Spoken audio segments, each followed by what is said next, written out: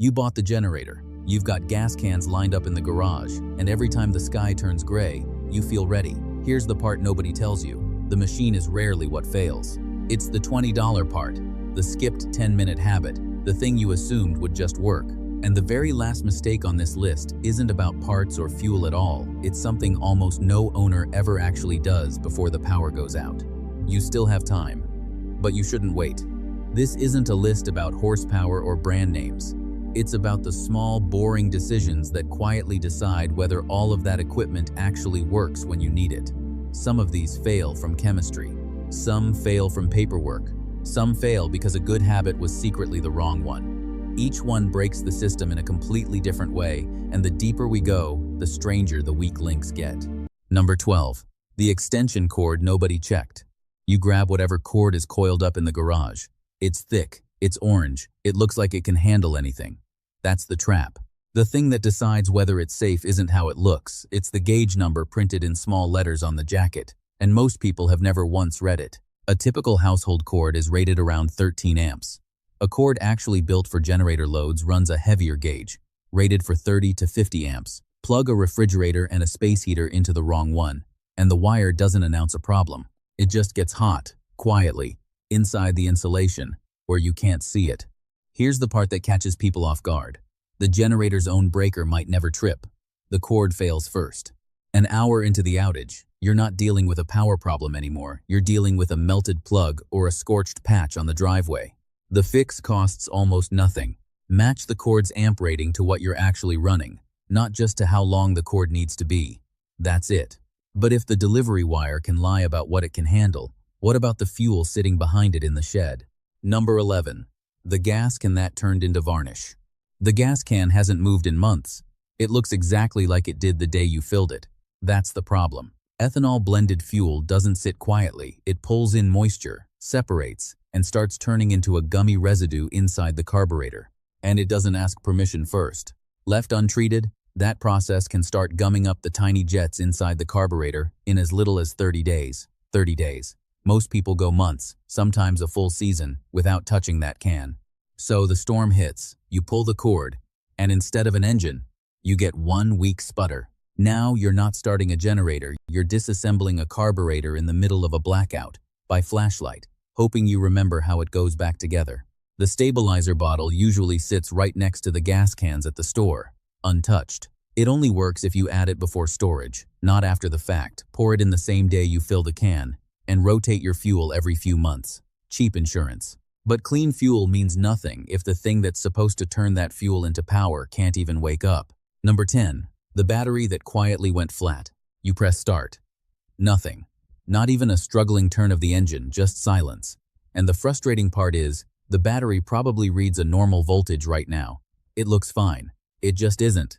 A generator battery self-discharges between exercise cycles, and the cold makes it worse. Weeks of neglect, and it can be sitting at only 75 to 85% of its rated capacity, without a single visible sign.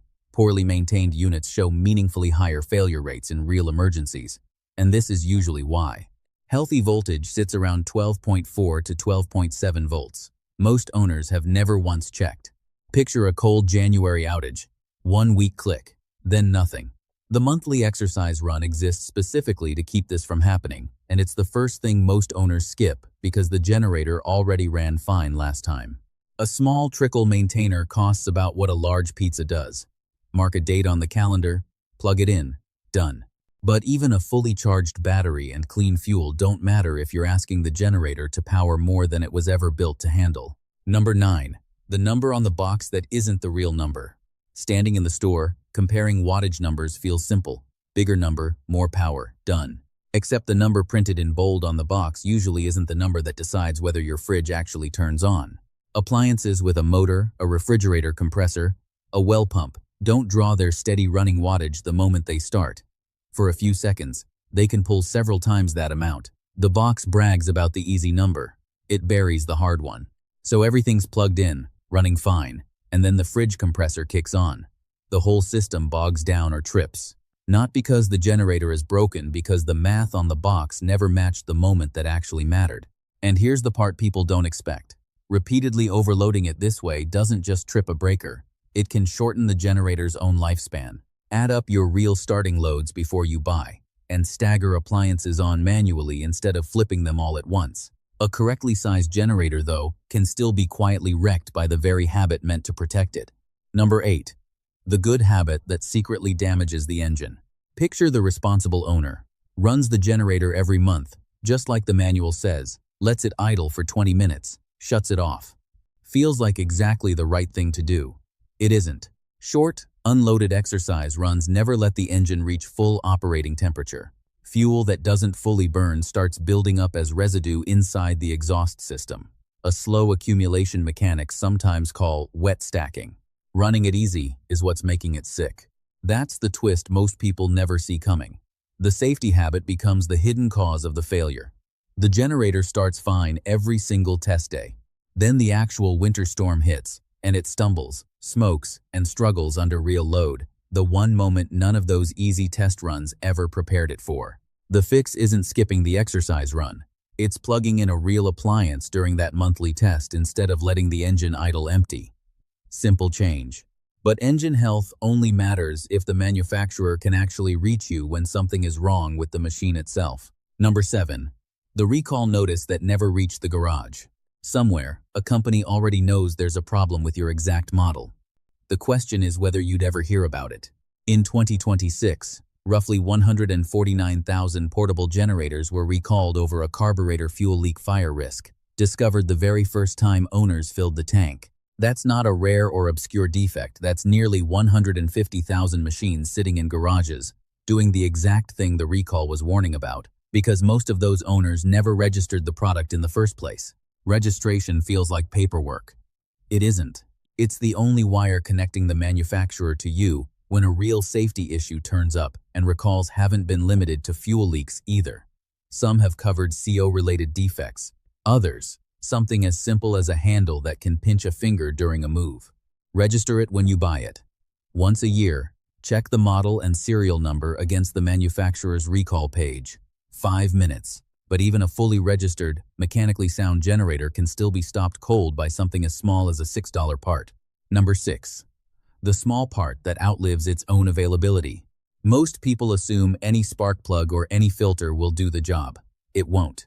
The exact gap, the exact shape, the exact mesh, all of it is tied to your specific model and generation, and that's where the trouble starts. The category isn't the problem. Spark plugs and air filters sit on shelves everywhere. The exact version that fits your older unit is the part that quietly stops getting restocked.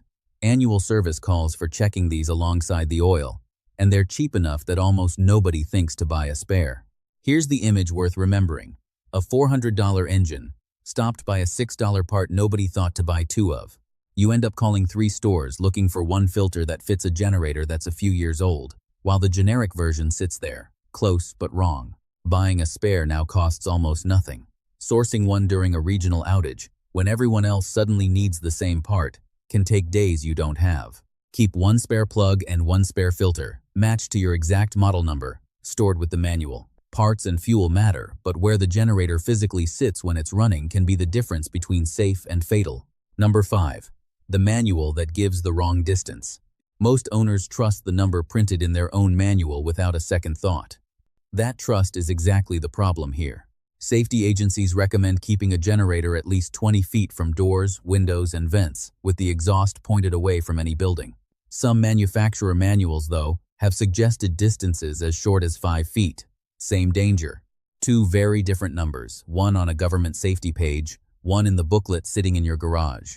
Picture a tired, cold homeowner at 2 in the morning, reading their own manual, following it exactly, and running the generator just outside, a garage door that's cracked open a few inches. Carbon monoxide doesn't need much of a gap. It builds up indoors, quietly, while everyone assumes cracking a window or a door is enough of a precaution.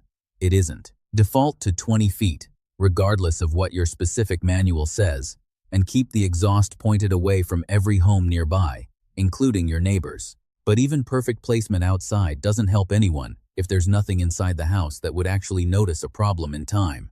Number 4. The $20 device that decides if everything else matters. Every other item on this list can be done perfectly, and none of it matters without this one. Carbon monoxide has no smell, no color, nothing your senses can catch. Its symptoms mimic the flu closely enough that people mistake early poisoning for just feeling run down right up until they lose consciousness. People will spend $900 on the generator itself and never once think to budget for the $20 device that would actually save them if something goes wrong. It feels like a separate purchase, unrelated to the generator project. It isn't separate.